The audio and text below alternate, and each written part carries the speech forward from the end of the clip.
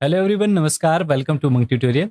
दोस्तों, आज के इस सेशन में हम रायपुर की लहुरी शाखा के सभी शासकों का जो वंशावली है, कैसे इनका उदय हुआ, कैसे इनका पतन हुआ, सब चीज को समझने का प्रयास करेंगे। तो देखिए, इसकी जो कहानी की शुरुआत होती है वो कलचुरी काल में ही पड़ जाती है, जब अंधकार युग या डार्क एज के बारे में हम जब देखते थे, जो 1222 ईस्वी से लेकर 1480 ईस्वी के बीच था।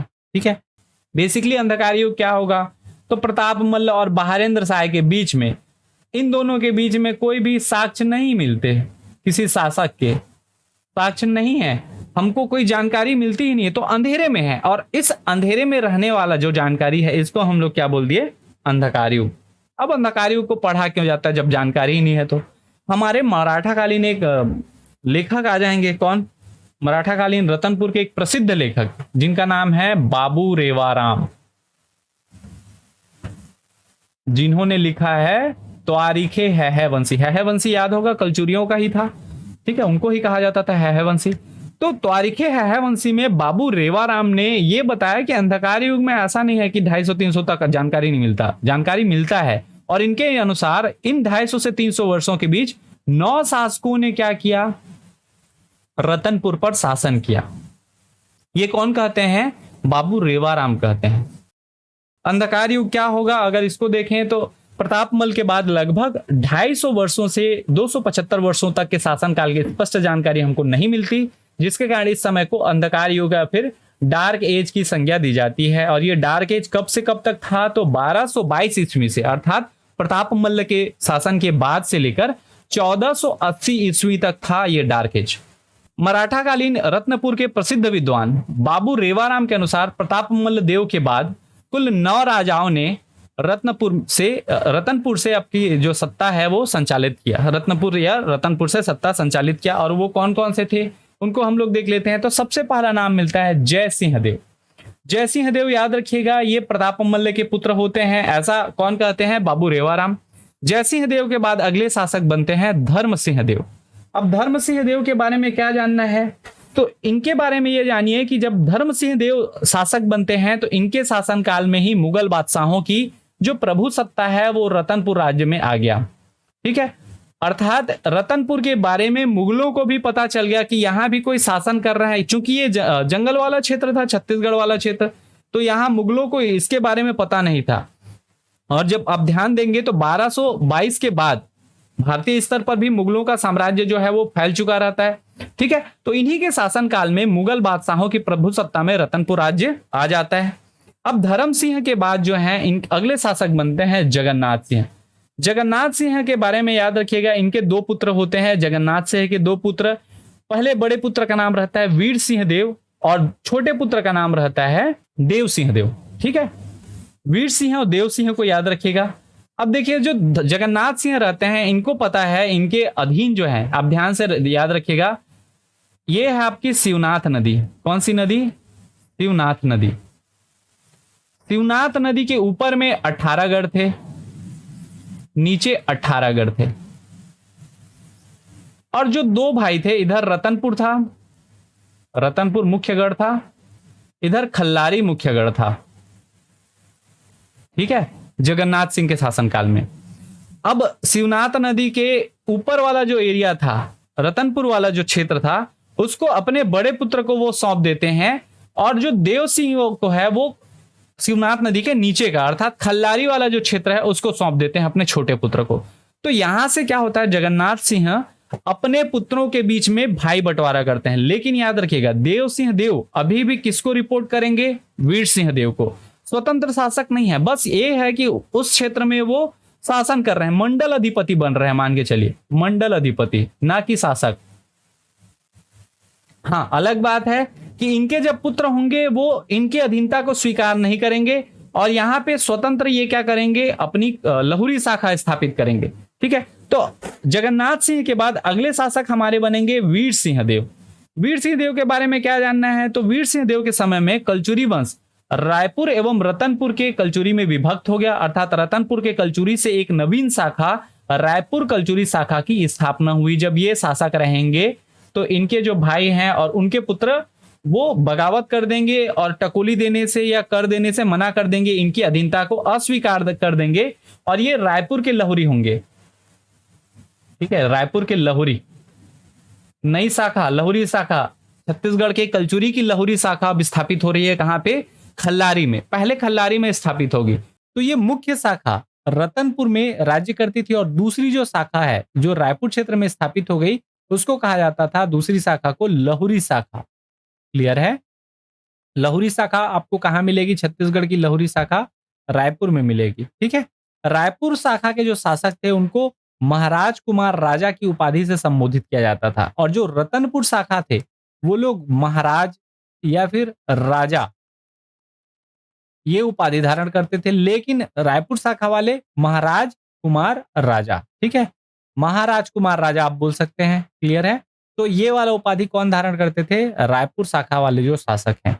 और जितने भी हैहवंशी शासक हैं उनकी वंशावली का उल्लेख कहाँ मिलता है? तो शिवरीनारायण के मंदिर के शिलालेख में उल्लेखित है। ठीक है, इस वंश की जानकारी हमको कहाँ से मिलती है? जो रायपुर की लहुरी शाखा है इसकी जानकारी के प्रमुख दो स्रोत हैं। ब्रह्मदेव राय कौन है? तो याद रखिएगा ये आपके रामचंद्र देव के पुत्र होते हैं, ब्रह्मदेव राय या हरि ब्रह्मदेव राय के नाम से। तो इनकी दो प्रमुख आपको शिलालेख मिलते हैं, एक रायपुर से और दूसरा खल्लारी से। यही दो मुख्य हैं जिससे हमको लहुरी शाखा की जानकारी हमको प्राप्त होती है। अब समझते हैं जो कलचुरी वंश की लहुरी शाखा है इनका क्षेत्र कहाँ था? तो इनकी स्थापना कब हुई? तो अगर पूछा जाए तो इनकी स्थापना हुई 14वीं सदी के अंत में शिवनाथ नदी के दक्षिण वाले क्षेत्र में। 14वीं सदी वाले अंत में अर्थात वीर सिंह देव के शासन काल में ही ये लहुरी वंश की नींव पड़ी थी। इनकी जो राजधानी थी, दो राजधानियां हम लोग देखते हैं। आरंभिक राजधानी खल्लारी जो खल्ल वाटिका के नाम से भी जानी जाती थी और दूसरी जो स्थायी राजधानी बनी वो है रायपुर। अगर मैं इसको मैप में बताऊं तो आपका मैप ये है छत्तीसगढ़ का मैप, इसमें ये है आपकी शिवनाथ नदी। शिवनाथ नदी के उत्तर में कुल 18 गढ़ थे जिसमें रतनपुर मुख्य गढ़ था। यहाँ शासन करते थे रतनपुर के कलचुरी। ठीक है, जिनका शासनकाल 1000 ईस्वी से लेकर 1750 ईस्वी अर्थात लगभग 750 वर्षों तक इन्होंने क्या किया? शासन किया रतनपुर वाले क्षेत्र में।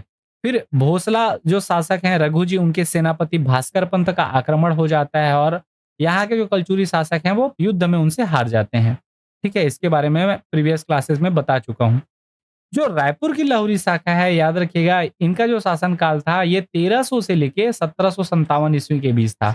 1300 में आपके आते हैं कौन? केशव देव आएंगे। ठीक है, तो वहां से स्टोरी हमारा स्टार्ट हो जाएगा केशव देव से। तो चलिए ये चीज हमको समझ आ गई। अब हमको इनके शासकों के बारे में कौन कौन से ऐसे शासक हैं जिनके बारे में हमको पढ़ना है। तो कुल हमको याद रखिएगा इसमें 23 शासकों के नाम मिलते हैं। कितने शासक? 23 शासक। ठीक है, 23 शासकों में से 22 शासक इंपॉर्टेंट है, एक शासक ऐसे हैं जिनको हम लोग पढ़ लेते हैं क्योंकि उस वंश के वो क्या हैं? उत्तराधिकारी हैं, लेकिन वो शासक नहीं बनते। मैं बात कर रहा हूँ शिवराज सिंह देव की, जो अमर सिंह देव अर्थात कलचुरी के लहुरी शाखा के अंतिम शासक माने जाते हैं। अमर सिंह देव के पुत्र होते हैं कौन? शिवराज सिंह देव। शिवराज सिंह देव शासक नहीं बनते हैं, वो भले ही उत्तराधिकारी थे लेकिन वो शासक नहीं बन पाते, इसलिए अंतिम शासक किसको माना जाता है? तो अमर सिंह देव को माना जाता है। क्लियर है?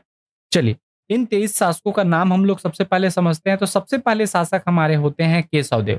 केशव देव कौन है? तो याद रखिएगा अभी आपको मैं बताया था जो वीर सिंह देव के छोटे भाई देव सिंह देव के पुत्र होते हैं कौन? केशव देव। केशव देव के बाद एक शासक का नाम मिलता है लक्ष्मी देव। अगले शासक जो बनेंगे वो कौन बनेंगे? लक्ष्मी देव। लक्ष्मी देव के बाद इनके पुत्र होते हैं सिंघड़ देव। सिंघड़ देव बहुत प्रतापी शासक होते हैं और ये वो शासक हैं जो शिवनाथ नदी के दक्षिण वाले क्षेत्र में जो 18 गढ़ थे उन 18 गढ़ों को ये जीतेंगे। सिंघड़ देव के पुत्र होते हैं रामचंद्र देव। रामचंद्र देव के बारे में बहुत सारी चीजें आपको बताऊंगा मैं आगे फैक्ट में। ठीक है, इनके पुत्र का नाम रहता है हरि ब्रह्मदेव राय या फिर ब्रह्मदेव राय। ठीक है, और इन्हीं ब्रह्मदेव राय के नाम से रामचंद्र देव ने रायपुर शहर की स्थापना की थी, जो वर्तमान छत्तीसगढ़ की राजधानी वाला क्षेत्र है। ठीक है, उस रायपुर की स्थापना किसने की थी? रामचंद्र देव ने अपने पुत्र ब्रह्मदेव राय के नाम से की थी। राय से रायपुर। ठीक है, जैसे राजपाल देव का हम लोग देखे थे राजपुर था, तखत सिंह का देखे थे तखतपुर था, वैसी रामचंद्र देव ने ब्रह्मदेव राय के नाम से रायपुर शहर बसाया था। लेकिन इसमें एक चीज याद रखिएगा, ये पांचों शासकों के नाम एकदम इंपॉर्टेंट हैं, येलो में इसको इसलिए हाईलाइट किया हुआ है। ठीक है, ब्रह्मदेव राय के बाद जो शासक बनेंगे वो कौन है? केशव देव अगले शासक बनते हैं। केशव देव के बाद अगले शासक होंगे भुवनेश्वर देव। भुवनेश्वर देव के बाद अगले परवर्ती शासक हैं मानसिंह देव। ठीक है, इसके बाद संतोष सिंह देव और सूरत सिंह देव। ये सभी जो शासक हैं, इन शासकों के बारे में ज्यादा उल्लेख नहीं मिलता। ये सब नाम जो है किसने हमको सुझाया कि ऐसे ऐसे शासक थे, तो याद रखिएगा एक ही आदमी मिलेंगे जो बाबू रेवाराम है। उन्होंने ये नाम को बतलाया है कि केशव देव, भुवनेश्वर देव, मान सिंह देव, संतोष सिंह देव और सूरत सिंह देव। सूरत सिंह देव के जो बाद शासक बनते हैं उनका नाम है सम्मान सिंह देव। सम्मान सिंह देव के बाद चामुंडा सिंह देव, बंसी सिंह देव, धन सिंह देव और जैत सिंह देव। कुल हम लोगों ने 15 शासकों का देख लिया। जैत सिंह देव के बाद याद रखिएगा अगले शासक बनते हैं फतेह सिंह देव। ठीक है, अगले शासक कौन है? फतेह सिंह देव। उसके बाद यादव सिंह देव, सोमदत्त देव और उसके बाद बलदेव सिंह देव, उमेन सिंह देव। ये सभी जो शासक हैं इनके बारे में कोई साक्ष्य नहीं मिलते, सिर्फ नाम मिलता है। और नाम किसने सुझाया? तो बाबू रेवाराम जी ने सुझाया है। ठीक है, अगले शासक मिलते हैं बनवारी सिंह देव और उनके बाद हमारे जो लहुरी शाखा के अंतिम शासक माने जाते हैं अमर सिंह देव। इनका एक ताम्रपत्र हमको प्राप्त हुआ है 1735 ईस्वी का, जो कहाँ मिला है? आपके आरंग में, रायपुर के आरंग में इनका एक ताम्रपत्र मिला है बस। इसके अलावा कोई भी शासक के लहुरी शाखा के किसी भी शासक के और कोई साक्ष्य, कोई शिलालेख, कोई ताम्रपत्र प्राप्त नहीं हुआ है। 2 ही शिलालेख मिले हैं अगर देखा जाए तो, ब्रह्मदेव राय या हरि ब्रह्मदेव राय के, एक खल्लारी में, दूसरा रायपुर में, और तीसरा जो ताम्रपत्र प्राप्त हुआ है वो अमर सिंह देव का, जो अंतिम शासक माने जाते हैं, इनका मिला है आरंग से।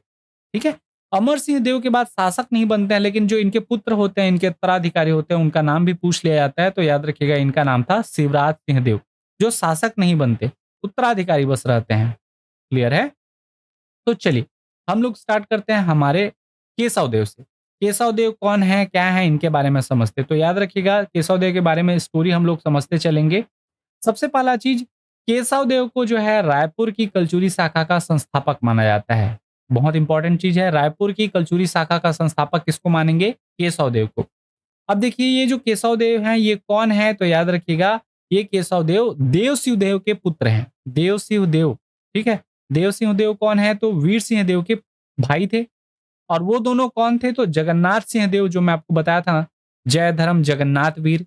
तो वो जगन्नाथ सिंह जो वो तीसरे शासक होते हैं अंधकार युग के, उस तीसरे शासक जगन्नाथ सिंह देव के पुत्र होते हैं देव सिंह देव, और उनके पुत्र होते हैं केशव देव। क्लियर है? अब केशव देव के बारे में 2 इंपॉर्टेंट फैक्ट मैं आपको बता रहा हूं। पहला चीज, राय बहादुर हीरालाल और बाबू रेवाराम के अनुसार लहुरी शाखा के संस्थापक या फिर रायपुर कलचुरी शाखा के संस्थापक माने जाते हैं कौन? केशव देव। कभी आपको डिफाइन करके अगर एग्जाम में पूछता है कि बाबू रेवाराम के अनुसार या फिर राय बहादुर हीरालाल के अनुसार लहुरी शाखा के संस्थापक कौन है, तो आंसर आपको कौन सा लेकर चलना है? केशव देव को आंसर लेना है। इसके अलावा एक आपके इतिहासकार मिलते हैं, अंग्रेज इतिहासकार अलेक्जेंडर कनिंघम। ठीक है, जिनको हम लोग आर्कियोलॉजिकल सर्वे ऑफ इंडिया का हेड भी मानते थे। ठीक है, जिन्होंने एएसआई की स्थापना की, वही अलेक्जेंडर कनिंघम के अनुसार कलचुरियों की रायपुर शाखा के संस्थापक कौन है? केशव देव हैं। इसलिए इनको रायपुर शाखा का संस्थापक माना जाता है। किनको? केशव देव। इन्होंने जो राजधानी है वो कहाँ रखी? तो आपको याद होगा इनके पिता जो थे वो खल्लारी क्षेत्र में शासन करते थे, तो इन्होंने भी अपनी जो राजधानी है वो खल्लारी को ही रखा, जो खल्लवाटिका के नाम से जाना जाता था। इसलिए रायपुर के कलचुरियों की कभी आपको आरंभिक राजधानी या प्रारंभिक राजधानी पूछे तो कौन सी होगी? खल्लारी होगी। अब इनका जो वंशावली है मैं उसको बता दूं तो इनके जो दादा थे वो रतनपुर के कलचुरी शासक जगन्नाथ सिंह थे, जिनके 2 पुत्र हुए। पहले पुत्र का नाम क्या था? वीर सिंह देव, जो रतनपुर पर शासन करते हैं, रतनपुर क्षेत्र में। इसका स्टोरी मैं अभी स्लाइड में आपको बता चुका हूं। दूसरे इनके जो पुत्र होते हैं कौन है? देव सिंह देव। ठीक है, और इन्हीं देव सिंह देव जो खल्लारी क्षेत्र में शासन करते थे, उनके पुत्र होते हैं ये केशव देव। ठीक है, तो केशव देव के बारे में जो मुख्य बातें हैं वो ये 3 पॉइंट आप एकदम याद रखिए। राय बहादुर हीरालाल और बाबू रेवाराम के अनुसार ये लहुरी शाखा के संस्थापक थे। साथ ही अलेक्जेंडर कनिंघम का भी मानना था कि कलचुरियों की रायपुर शाखा के जो संस्थापक हैं वो कौन है? केशव देव हैं। ठीक है, इसलिए इनको कलचुरियों की रायपुर शाखा का संस्थापक माना जाता है। इनकी राजधानी खल्लारी थी और इनके दादा का नाम जगन्नाथ सिंह, इनके पिता का नाम देव सिंह देव था। केशव देव के बाद अगला जो नाम मिलता है वो है लक्ष्मी देव। लक्ष्मी देव कौन थे? तो याद रखिएगा लक्ष्मी देव केशव देव के पुत्र नहीं है, बल्कि ये रतनपुर के जो राजा थे उनके एक रिश्तेदार थे। इनका जो शासनकाल है वो 1300 से लेकर 1340 ईस्वी के मध्य रहा। खल्लारी वाले क्षेत्र में ही ये क्या करेंगे, शासन करेंगे। 40 साल का कार्यकाल रहा लक्ष्मी देव का। और 14वीं सदी के प्रारंभ में रतनपुर के राजा के एक रिश्तेदार लक्ष्मी देव को प्रतिनिधि स्वरूप खल्लवाटिका भेजा गया। खल्लवाटिका अर्थात खल्लारी वाला क्षेत्र। ये राजा के रिश्तेदार थे, कौन, लक्ष्मी देव। और किस रूप में गए थे, प्रतिनिधि के रूप में गए थे। इनकी जो राजधानी कहाँ रहेगी, तो वो भी रहेगी खल्लवाटिका या खल्लारी।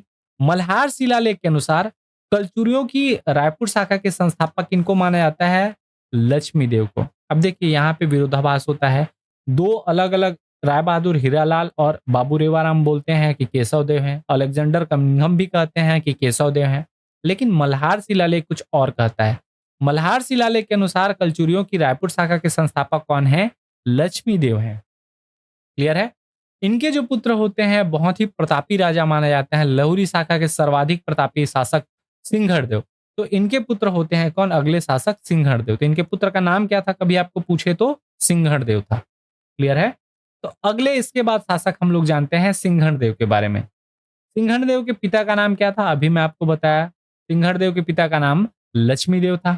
इनका जो शासनकाल था वो 1340 से लेकर 1380 ईस्वी के बीच था। और इनकी भी राजधानी जो थी वो खल्लारी या खल्लवाटिका ही थी। ठीक है, इन्होंने राजधानी परिवर्तन नहीं किया। अब इनके बारे में उल्लेख जो है वो ब्रह्मदेव राय के खल्लारी अभिलेख से मिलता है। ठीक है, खल्लारी शिलालेख जो है उसमें सिंघड़देव का उल्लेख है। सिंघड़देव याद रखिएगा आपके ब्रह्मदेव राय के दादा हैं। ये चीज ध्यान में रखिएगा। सिंघड़देव कौन है, ब्रह्मदेव राय के दादा हैं। ठीक है, तो सिंघड़देव के बारे में हमको कहां से जानकारी मिलती है, तो पहला चीज ब्रह्मदेव राय के खल्लारी शिलालेख के अनुसार इस वंश का ये प्रतापी शासक था जिसने अपने शत्रुओं से शिवनाथ नदी के नीचे 18 गढ़ों को जीत लिया। और यहाँ पे अपने शत्रुओं से तात्पर्य ये याद रखिएगा, कौन इनके शत्रु थे, तो इनके ही भाइयों में ही दरार पड़ गई। और याद रखिएगा कलचुरियों, जो रतनपुर के कलचुरी है उनसे ये 18 गढ़ों को जीत लेंगे। और इन गढ़ों को जीतने के बाद इन्होंने एक उपाधि धारण की थी, और वो उपाधि क्या है, छोड़ीपति। छोड़ीपति का अर्थ क्या होता है, अत्यधिक प्रतापी राजा। ये जो उपाधि है इसका उल्लेख हमको मिलता है रामटेक शिलालेख से। छोड़ीपति की उपाधि किसने धारण की थी, तो सिंघड़देव ने की थी। इनका शासनकाल 1340 से लेकर 1380 था। ठीक है, और ये उपाधि का उल्लेख हमको कहां से प्राप्त होता है, तो रामटेक शिलालेख से। छोड़ीपति का अर्थ क्या होता है, तो अत्यधिक प्रतापी राजा। सिंघड़देव के बारे में एक चीज और जानिएगा कि इनके 2 पुत्र होते हैं। कितने पुत्र होंगे, 2 पुत्र। जो पहले पुत्र हैं उनका नाम मिलता है डंधीर। ठीक है, डंधीर नाम का एक इनका पुत्र होता है जो रतनपुर चला जाएगा और रतनपुर में सेवा करेगा, मंत्री के रूप में कार्य करेगा, बड़ा पुत्र डंधीर। जबकि इनका जो छोटा पुत्र रहता है रामचंद्र देव, वो खल्लारी क्षेत्र में शासन करेंगे। ठीक है, और कालांतर में उसने रतनपुर की प्रभु सत्ता मानने से इनकार कर दिया और स्वतंत्र सत्ता स्थापित कर ली। किसने, रामचंद्र देव ने। ठीक है, तो सिंघड़देव के 2 पुत्र। डंधीर के बारे में उल्लेख बहुत कम आपको मिलेंगे साक्ष्य, लेकिन ये ऑथेंटिक, मैं हर चीजें जो आपको बता रहा हूँ कहीं ना कहीं ऑथेंटिक सोर्स से लाके बता रहा हूँ। तो रायपुर कलचुरी के शासक सिंघड़देव के कितने पुत्र थे, 2 पुत्र। बड़े पुत्र का नाम डंधीर था और जो छोटे पुत्र थे उनका नाम रामचंद्र देव। बड़ा पुत्र शासक नहीं बनेगा। शासक कौन बनेगा, जो इनके छोटे पुत्र होते हैं। अगले शासक हमारे बनेंगे कौन, रामचंद्र देव। ठीक है, रामचंद्र देव के बारे में क्या जानना है, तो इनका जो शासन काल था वो 1380 से लेकर 1400 ईस्वी तक था। ये सिंघड़देव के छोटे पुत्र थे। और रामचंद्र देव बहुत इंपॉर्टेंट हो जाते हैं सीजीपीएससी एस्पिरेंट लोग के लिए। सीजीपीएससी की जो तैयारी कर रहे हैं उनको याद रखना है, छत्तीसगढ़ लोक सेवा इसको लेता है रायपुर कलचुरी शाखा के संस्थापक के रूप में। तो छत्तीसगढ़ लोक सेवा आयोग के अनुसार रायपुर कलचुरी या लहुरी शाखा का जो संस्थापक है वो कौन है, रामचंद्र देव। कईयों बार ये आंसर लिया जा चुका है। अभी तक मैं आपको बताया, इनके बारे में बताया था लक्ष्मी देव। वो कब कहां से प्रूव होता है, तो मल्हार शिलालेख में लक्ष्मी देव संस्थापक माने जाते हैं। राय बहादुर हीरालाल और बाबू रेवाराम के अनुसार या फिर आपके अलेक्जेंडर कनिंघम के अनुसार कलचुरियों की लहुरी शाखा के संस्थापक केशव देव को लिया जाता है। लेकिन छत्तीसगढ़ लोक सेवा आयोग या फिर सीजीपीएससी जो है वो रायपुर के कलचुरी या लहुरी शाखा के जो संस्थापक है वो रामचंद्र को लेता है। तो ये एकदम इंपॉर्टेंट है, याद रखिएगा। इन्हीं रामचंद्र देव का एक और नाम मिलता है। रामचंद्र में चंद्र को हटा दिया जाता है। अगला जो नाम मिलता है अन्य नाम में रामदेव। ठीक है, रामचंद्र में चंद्र को हटा देते हैं तो रामदेव नाम से इनका उल्लेख मिलता है। और वास्तव में देखिए इन्होंने रामचंद्र देव ने ही बगावत किया था। कलचुरियों की सत्ता को, जो रतनपुर के कलचुरी थे उनकी सत्ता को मानने से इनकार कर दिया, क्योंकि इनके जो पिता थे सिंहड़देव, उन्होंने 18 गढ़ ऑलरेडी जीत लिया है। उनके शासक उनके पिता थे, तो इन्होंने उनकी सत्ता को मानने से क्या कर दिया, इनकार कर दिया। ठीक है, इसलिए रायपुर की कलचुरी शाखा के प्रथम वास्तविक संस्थापक माने जाते हैं। इतने अभी तक जितने शासक आप लोगों ने देखे, चाहे वो केशव देव हो, लक्ष्मी देव हो, सिंहड़ देव हो, ये जो शासक हैं ये कहीं ना कहीं आपके रतनपुर के कलचुरियों के अधीन थे। लेकिन जो अधीनता है उसको इन्होंने पूर्णतः अस्वीकार कर दिया। किन्होंने? रामचंद्र देव ने। ठीक है, इसलिए इनको रायपुर की कलचुरी शाखा के प्रथम वास्तविक शासक माने जाते हैं। क्लियर है? इन्होंने अपने पुत्र, इनके पुत्र का नाम याद रखिएगा, हरि ब्रह्मदेव राय। ठीक है, तो इन्होंने अपने पुत्र हरि ब्रह्मदेव राय के नाम पर रायपुर शहर बसाया। इनके शासनकाल में जो राजधानी थी वो कहाँ थी? खल्लारी थी। खल्लारी में ही एक शिलालेख ब्रह्मदेव राय का मिला है। उसी खल्लारी शिलालेख के अनुसार इन्होंने फड़ी नागवंशीय शासक भोडिक देव को भी हराया था। कहीं कहीं इसको मोनिंग देव भी लिखा रहता है, कंफ्यूज नहीं होना है। मोनिंग देव या भोडिक देव है वही फड़ी नागवंशीय शासक। आप अगर इतिहास का, हमारा कलचुरी काल का इतिहास देखें तो कलचुरी काल में, ये वाले वीडियो में कलचुरी वंश भाग 1 में मैं ये पूरा डिस्क्राइब किया हूँ। ये सभी समकालीन वंश थे। कलचुरी वंश में रतनपुर शाखा, रायपुर शाखा, फड़ी नागवंश, छिंदक नागवंश, उड़ीसा के सोमवंश, कांकेर के सोमवंश, ये कहीं ना कहीं क्या थे? समकालीन आपके राजा थे या वंश थे। तो इसमें देखिए रायपुर की शाखा और फड़ी नागवंश के बीच में युद्ध होगा, और तब आपके जो रामचंद्र देव हैं यहाँ से लहुरी शाखा से जाएंगे इधर, और फड़ी नागवंशीय शासक, तत्कालीन जो अंतिम शासक माने जाते हैं भोडिक देव या मोनिंग देव, उनको ये पराजित कर देंगे। क्लियर है? दोनों का आप टाइम ड्यूरेशन भी देखेंगे। 14वीं सदी में ये आ रहे हैं राजा बन के, और 14वीं सदी में अंतिम हो रहा है फड़ी नागवंश का। क्लियर है? अब जो हमारे रामचंद्र देव हैं, इन्होंने एक निर्माण कार्य किया। ठीक है, क्या निर्माण कार्य किया? बूढ़ा तालाब के निकट एक किले का निर्माण कराया और श्री रामचंद्र जी के मंदिर का जीर्णोद्धार कराया। जो रायपुर का रामचंद्र मंदिर था पुराना, उसका जीर्णोद्धार भी किसने कराया? रामचंद्र देव ने। और बूढ़ा तालाब के निकट एक किले का निर्माण कराया। क्लियर है? अभी वर्तमान में वो किला मौजूद नहीं है। ठीक है, और बूढ़ा तालाब के किनारे जो किले का निर्माण कराया था, वो जगह आज भी अवेलेबल है। ठीक है, वो जगह को आजकल किस नाम से जाना जाता है? रायपुर वाले जानेंगे ब्रह्मपुरी। आप लोग गूगल मैप में भी खोलिएगा ब्रह्मपुरी। ठीक है, ब्रह्मदेव राय के लिए जो रायपुर शहर बसाया था, उसी में आपका रायपुर में एक किला बनाया। उस किले वाले क्षेत्र का नाम क्या रखा? ब्रह्मपुरी। क्लियर है? रायपुर में एक जगह है ब्रह्मपुरी, कहाँ के पास है? बूढ़ा तालाब के निकट, जिसको अब विवेकानंद सरोवर के नाम से जाना जाता है। ठीक है, और रामचंद्र जी के मंदिर का भी उन्होंने क्या कराया था? रामचंद्र देव ने जीर्णोद्धार कराया था। तो ये दो निर्माण कार्य हैं। कभी अगर आपको पूछे तो ये किला पूर्णतः समाप्त हो चुका है, इसके कोई भी आपको साक्ष्य नहीं प्राप्त होते हैं। क्लियर है? रामचंद्र देव के बाद जो इनके पुत्र होते हैं ब्रह्मदेव राय या हरि ब्रह्मदेव राय, वो अगले शासक बनते हैं। ठीक है, तो इनके बारे में जानते हैं। इनका जो शासन काल था 20 वर्षों का था, 1400 से लेके 1420 ईस्वी। ये रामचंद्र के क्या थे? पुत्र थे। ठीक है, इनका एक और नाम मिलता है ब्रह्मदेव राय के अलावा, हरि ब्रह्मदेव। ठीक है, हरि ब्रह्मदेव या फिर ब्रह्मदेव राय, दो नाम मिलते हैं। रामचंद्र देव ने अपने पुत्र अर्थात ब्रह्मदेव राय के नाम से या हरि ब्रह्मदेव राय के नाम से रायपुर शहर बसाया। इनके नाम से शहर जो बसाए हैं, फिर भी राजधानी रामचंद्र देव की कहाँ थी? तो खल्लारी वाला क्षेत्र ही उनका राजधानी था। तो ब्रह्मदेव राय जब राजा बनेंगे तो इनकी प्राथमिक राजधानी या प्रथम राजधानी कहाँ होगी? खल्लारी। उसके बाद ये राजधानी परिवर्तित करेंगे, अपने नाम से जो शहर बसा है रायपुर, उस रायपुर को इनके द्वारा 1409 में राजधानी बनाया गया। ठीक है, तो रायपुर कब राजधानी बना है? कभी आपको अगर पूछे तो 1409 में ईस्वी में रायपुर को राजधानी बनाया गया। इनके दो शिलालेख प्रमुख रूप से मिलते हैं, जो मैं आपको सेशन के स्टार्टिंग में ही बताया। एक था खल्लारी शिलालेख और दूसरा है रायपुर शिलालेख। जो रायपुर शिलालेख है, वर्तमान में इसे नागपुर संग्रहालय में संरक्षित रखा गया है। क्लियर है? जो ब्रह्मदेव राय हैं, इनके शासन काल में कुछ निर्माण कार्य हुए। उन निर्माण कार्य को मैं आपको बता दूं तो रायपुर शिलालेख के अनुसार हमको एक ज्ञात होता है कि इनके शासन काल में 1402 ईस्वी में नाइक हाजी राजदेव, ठीक है, या कहीं कहीं ये नायक हाजी राजदेव लिखा रहता है, नाइक या फिर नायक, हाजीराव देव के द्वारा खारून नदी के तट पर हाटकेश्वर नाथ महादेव मंदिर का निर्माण कराया गया। कब किया गया है? तो 1402 ईस्वी में। किसके द्वारा? नाइक हाजीराज देव के द्वारा। कौन सा मंदिर? हाटकेश्वर नाथ महादेव मंदिर, या इसको हटकेश्वर नाथ महादेव मंदिर के नाम से जाना जाता है। तो ये कहाँ निर्माण हुआ है? हटकेश्वर नाथ महादेव या हाटकेश्वर नाथ महादेव आपके खारून नदी के तट पर रायपुर में है। रायपुर शिलालेख से ही इसको हमको ज्ञात होता है। वर्तमान में ये मंदिर कुछ इस प्रकार से है। ये कौन सा मंदिर है? हाटकेश्वर नाथ महादेव मंदिर, महादेव घाट, रायपुर।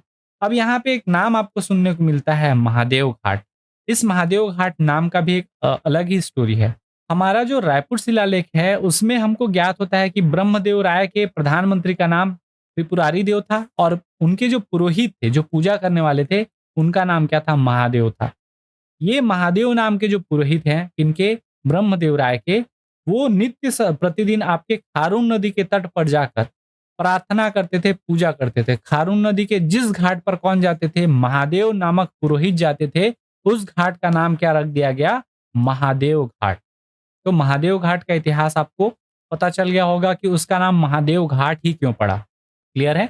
और उसी महादेव घाट पर आपके नायक हाजीराज देव या फिर नाइक हाजीराज देव के द्वारा हाटकेश्वर नाथ महादेव मंदिर का निर्माण कराया गया।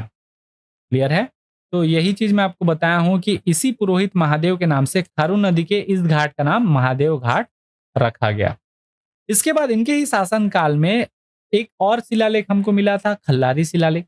तो खल्लारी शिलालेख के अनुसार इनके शासन काल में 1415 ईस्वी में देवपाल नामक मोची के द्वारा खल्लारी क्षेत्र में नारायण मंदिर का निर्माण कराया गया, जिसे वर्तमान में जगन्नाथ मंदिर के नाम से भी जाना जाता है। ध्यान रखिएगा, ये देवपाल मोची का नाम बहुतों बार पूछा गया है। तो ये कहाँ स्थापित किया गया है? नारायण मंदिर तो खल्लारी वाले क्षेत्र में, महासमुंद में है खल्लारी। ठीक है, तो उस खल्लारी या खल्ल वाटिका वाले क्षेत्र में नारायण मंदिर का निर्माण देवपाल नामक मोची ने किया था। इसमें जो देवपाल नामक मोची है, ये शूद्र था। इतिहास में इसलिए ये अमर हो गए क्योंकि जितने भी आपको अलग अलग निर्माण कार्य कराने वाले मिलेंगे, या तो ब्राह्मण रहेंगे या कोई क्षत्रिय रहेंगे, लेकिन शूद्र में बहुत ही कम ऐसे मिलते हैं जो क्या थे? जात से आपके शूद्र थे, किंतु निर्माण कार्य मंदिर कराया और उसको राजा का राजाश्रय भी मिला। देवपाल नामक मोची को मंदिर निर्माण के एवज में ग्राम भी दान दिया गया था ब्रह्मदेव राय द्वारा। ठीक है, इसलिए इंपॉर्टेंट हो जाते हैं देवपाल नामक मोची के द्वारा नारायण मंदिर, जिसको वर्तमान में जगन्नाथ मंदिर के नाम से जाना जाता है। यहाँ आप देख पा रहे होंगे, मैं इसको थोड़ा जूम भी कर देता हूँ, जगन्नाथ मंदिर, ये वही मंदिर है। ठीक है, कहाँ है? नारायण मंदिर या जगन्नाथ मंदिर, खल्लारी, महासमुंद में। क्लियर है?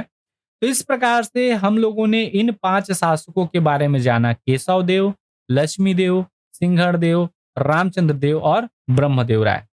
याद रखिएगा, ब्रह्मदेव राय के बाद राजाओं के उत्कीर्ण लेख नहीं मिलते हैं। केवल अंतिम राजा अमर सिंह देव का एक ताम्रपत्र मिलता है, वो भी 1735 ईस्वी का आरंग से। उसके अलावा किन्हीं भी शासकों के हमको साक्ष्य नहीं मिलते।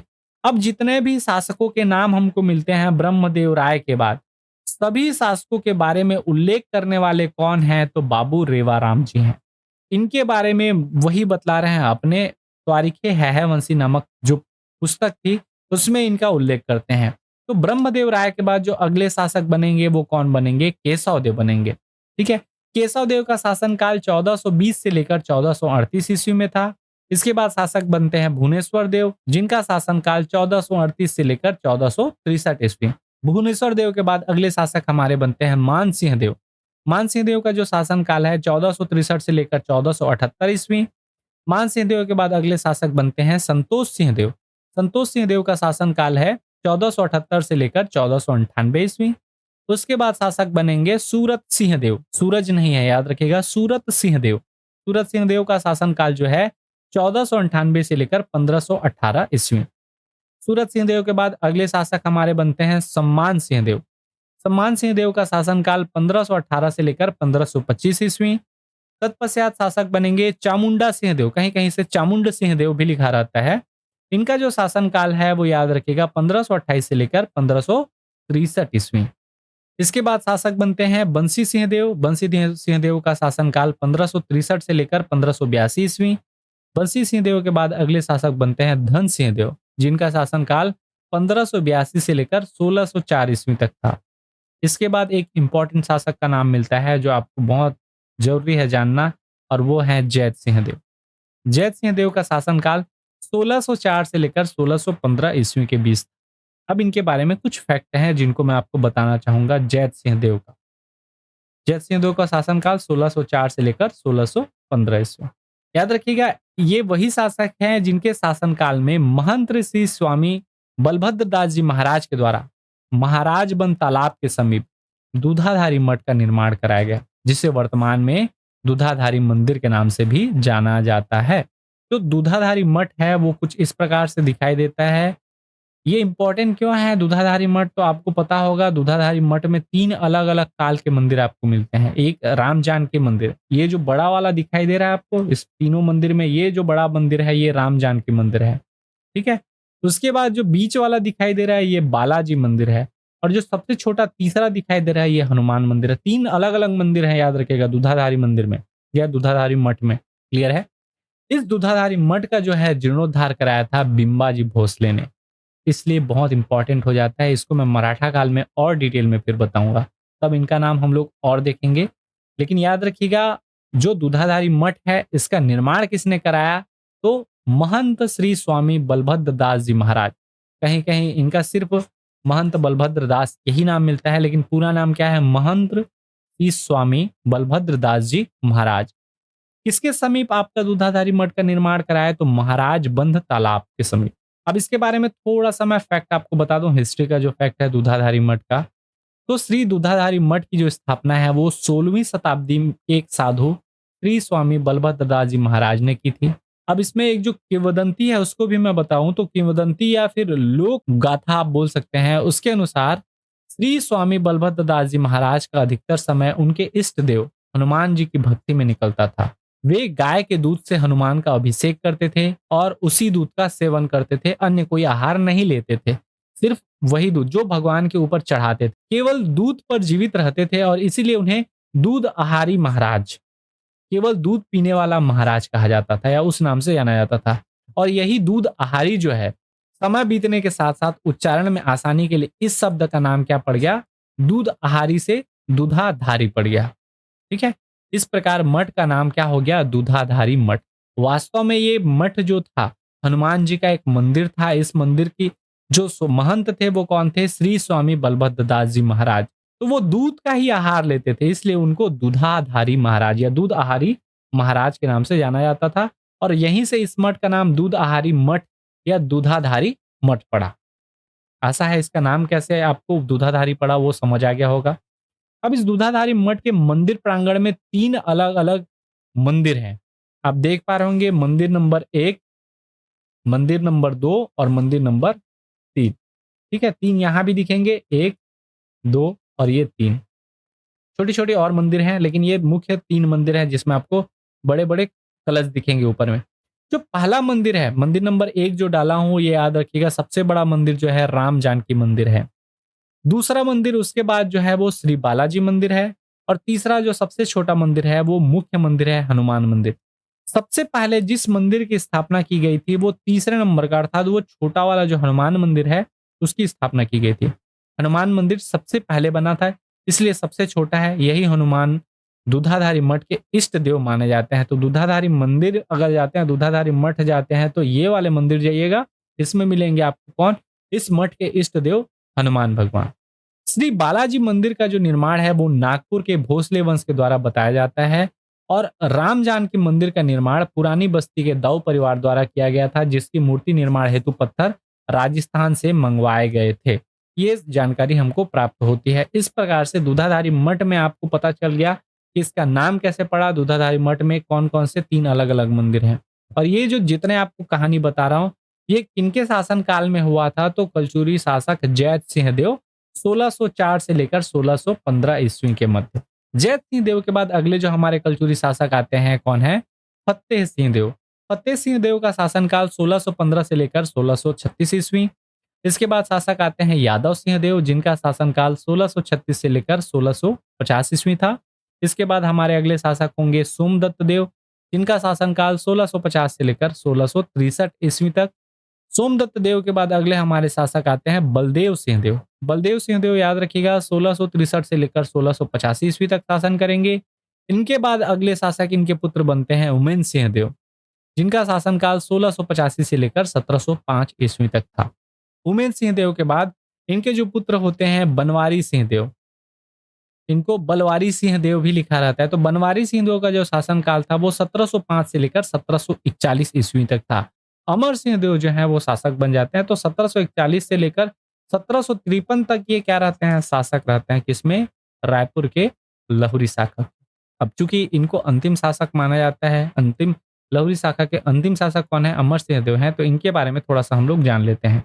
इनके पुत्र होते हैं शिवराज सिंह देव, जो शासक नहीं बनते हैं, लेकिन इनको क्या होता है, कुछ गांव जो है वो बिंबाजी राव भोसले जी के द्वारा दिया जाता है। बिंबाजी भोसले जो है वो इनको कुछ गांव दे देते हैं ताकि ये अपना जीविकोपार्जन कर सके, जीवन यापन कर सकें। ठीक है, वो स्टोरी में भी आएंगे। पहले बात करते हैं अमर सिंह देव का, जिनका शासनकाल 1741 से लेकर 1753 ईस्वी के मध्य था। पहला चीज अमर सिंह देव के बारे में याद रखिएगा, ये बहुत अच्छे कवि थे। कलचुरी आपके जो लहुरी शाखा है उसमें एक अच्छे कवि के रूप में इनको जाना जाता है। अमर सिंह देव को बहुत अच्छे कवि थे, इनको कविताओं का ज्ञान था। ठीक है, कवियों का ये सम्मान करते थे। तो रायपुर लहुरी शाखा की अंतिम शासक थे और साथ ही कवि भी थे। ठीक है, कभी आपको पूछे कि लहुरी शाखा के ऐसे कौन से शासक हैं जो कवि थे, तो कौन है? अमर सिंह देव। इनके शासन काल में एक इनके कवि थे राज्याश्रित कवि, और वो कवि बहुत इंपॉर्टेंट है, जिनका नाम है पिंगलाचार्य कवि या फिर माखन प्रसाद मिश्र। ये माखन प्रसाद मिश्र वही हैं जो रतनपुर के गोपाल मिश्र थे, उनके पुत्र। ठीक है, तो ये कौन है? गोपाल मिश्र के पुत्र हैं। कौन? माखन प्रसाद मिश्र। आपने नाम सुना होगा गोपाल मिश्र का, पहले भी मैं नाम बताया हूं। तो इनका नाम पिंगलाचार्य कवि या फिर माखन प्रसाद मिश्र था। अमर सिंह देव का एक ताम्रपत्र संवत 1792 अर्थात 1735 ईस्वी में आरंग रायपुर से प्राप्त हुआ, जिसमें उनके द्वारा नंदू ठाकुर और घासी राय को कुछ रियासतें प्रदान करने का उल्लेख प्राप्त होता है। किस ताम्रपत्र से? आरंग ताम्रपत्र से। किनको किनको? नंदू ठाकुर और घासी राय को। क्लियर है? कुछ रियासतें क्या करते हैं, वो दान में दे देते हैं, प्रदान करते हैं, उसका उल्लेख है। अब थोड़ा-सा टाइम ड्यूरेशन देखें तो 1741 में मराठा सेनापति भास्कर पंत ने रतनपुर पर आक्रमण किया और उन्हें बिना युद्ध किए पराजित कर दिया। लेकिन याद रखिएगा 1741 में भास्कर पंत जो है वो रायपुर में आक्रमण नहीं करेंगे, और ना ही रायपुर के जो अमर सिंह देव हैं, ये रतनपुर की मदद करने के लिए जाते हैं। इसलिए भास्कर पंत इनके ऊपर आक्रमण नहीं करता, वो चुपचाप बंगाल अभियान में, विजय अभियान में हो या उड़ीसा विजय अभियान में चला जाता है। ठीक है? उसके बाद 1750 में मराठों द्वारा इनकी गद्दी छीन लिया गया तथा इन्हें 3 अलग-अलग परगना जो है रायपुर, पाटन और राजिम का परगना जागीर के रूप में दे दिया गया, और 7,000 रुपए वार्षिक टकोली के रूप में इनसे लेने का प्रावधान किया गया। ठीक है? मतलब हर साल 7,000 रुपए ये किनको देंगे? मराठों को देंगे, और रायपुर, पाटन और राजिम से ये क्या? टैक्स वसूल सकते हैं। ठीक है? जागीर के रूप में उनको दे दिया गया, तो वहां से ये किसानों से टैक्स लेंगे और हर साल 7,000 किनको टकोली देंगे? मराठों को। ये घटना है 1750 की। इसके बाद 1753 में इनकी क्या हो जाती है? मृत्यु हो जाती है। तो इनके मृत्यु के समय इनके जो पुत्र हैं शिवराज सिंह देव, उनको ये अपना उत्तराधिकारी नियुक्त कर देते हैं। 1753 में इनकी जब मृत्यु होगी तो ये उत्तराधिकारी किसको बना देंगे? अपने पुत्र शिवराज सिंह देव को बना देंगे। क्लियर है? तो हमारे अगले जो शासक बनने वाले उत्तराधिकारी शासक कौन है? शिवराज सिंह देव, जिनका शासनकाल 1753 में था। ठीक है? तो रायपुर की लहुरी शाखा के मराठों के अधीन ये इन्होंने शासन किया। जब अमर सिंह की मृत्यु 1753 में हुई, तब शिवराज सिंह देव जो है वो तीर्थ यात्रा में गए हुए थे। जब शिवराज सिंह देव जब तीर्थ यात्रा में थे तो उनके लौटने से पूर्व ही मराठों द्वारा रायपुर, पाटन और राजिम का परगना को इन्होंने क्या कर लिया? जब्त कर लिया। जो परगना 1750 में उनको जागीर के रूप में दिया गया था, उसको भी मराठे क्या कर लेते हैं? तीनों परगना को जब्त कर लेते हैं। ठीक है? इसके बाद शिवराज सिंह देव के अनुरोध करने पर छत्तीसगढ़ का जो क्षेत्र था, अर्थात रतनपुर के 18 गढ़ और रायपुर के 18 गढ़, इनके जो शासक थे कौन? बिंबाजी भोसले। क्योंकि 1753 तक हमारे बिंबाजी भोसले छत्तीसगढ़ आ चुके थे शासन संभालने के लिए। उन्होंने शिवराज सिंह के अनुरोध करने पर शिवराज सिंह के जीवन यापन के लिए बड़गांव, जो महासमुंद वाले क्षेत्र में है, सहित 5 कर मुक्त ग्राम उनको दान में दे दिया। साथ ही रायपुर, पाटन और राजिम के परगने के समस्त गांव से प्रति गांव 1 रुपए लेने का अधिकार भी क्या कर दिया, उनको प्रदान कर दिया कि हर गांव से तुम 1-1 रुपए ले लेना। याद रखना, हर परगने में उस समय जो थे गांव की संख्या समान नहीं हुआ करती थी। गढ़ में याद रखिएगा, गढ़ में 84 गांव होते थे, ये फिक्स था। एक गढ़ में कलचुरी काल में 84 गांव थे।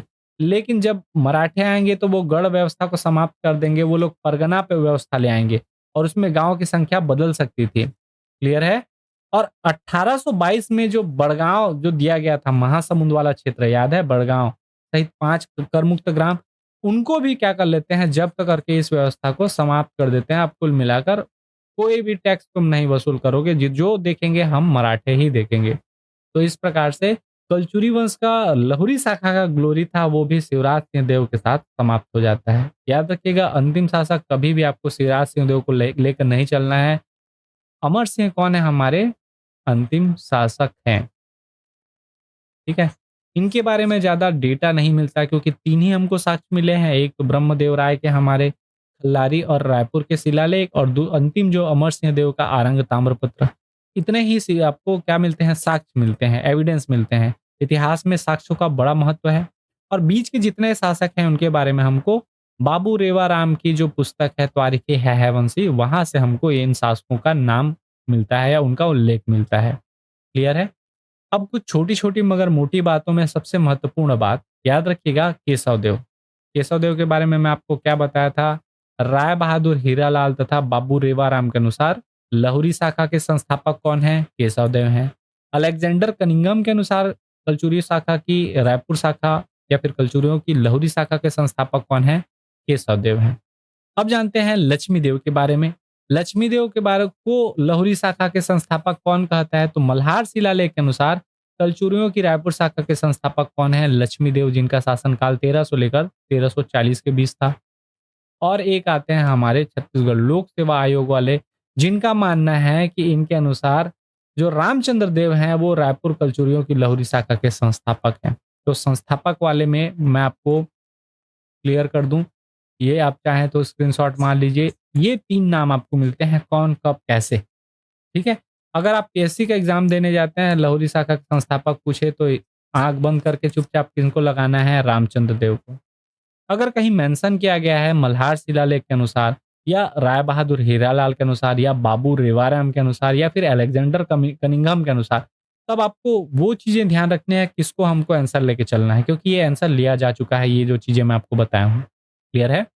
इस प्रकार से हमने एक क्विक रिवीजन में करूं तो जो लहुरी शाखा है या कलचुरी वंश है, आज का ये जो वीडियो है इसमें हम लोगों ने केशव देव, लक्ष्मी देव, सिंघण देव, रामचंद्र देव, ब्रह्मदेव राय, फिर उनके जो पुत्र होते हैं कौन, केशव देव, भुवनेश्वर देव, मान सिंह देव, संतोष सिंह देव, सूरत सिंह देव, सम्मान सिंह देव, चामुंडा सिंह देव, बंसी सिंह देव, धन सिंह देव, जैत सिंह देव, फतेह सिंह देव, उसके बाद यादव सिंह देव, सोमदत्त देव, बलदेव सिंह देव, उमेन सिंह देव, बनवारी सिंह देव, अमर सिंह देव और शिवराज सिंह देव के बारे में जाना। अब इसके बाद जो हमारे शासक बनेंगे वो हैं मराठा। और मराठा याद रखिएगा, मध्यकालीन छत्तीसगढ़ के इतिहास का हिस्सा नहीं है। जब मराठे छत्तीसगढ़ में शासन करना प्रारंभ करेंगे, वहां से छत्तीसगढ़ के इतिहास में आधुनिक छत्तीसगढ़ का इतिहास प्रारंभ हो जाता है। क्लियर है?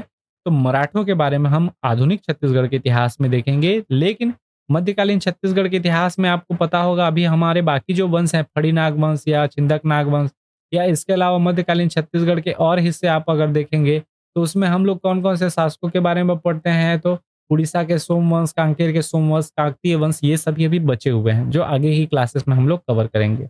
ये हमारे कुछ सोशल साइट्स हैं जिसमें आप हमें फॉलो कर सकते हैं। अगली क्लास में हम लोग कलचुरी वंश की शासन व्यवस्था या प्रशासन व्यवस्था के बारे में समझेंगे। गढ़ व्यवस्था कैसी थी, कौन कौन से पद थे कलचुरी काल में, उनको समझने का प्रयास करेंगे। अगर वीडियो पसंद आता है तो प्लीज़ वीडियो को लाइक करें, चैनल पर आप नए हैं तो चैनल सब्सक्राइब करें। मिलते हैं बहुत जल्द अगली वीडियो में, तब तक के लिए जय हिंद, जय भारत, वंदे मातरम।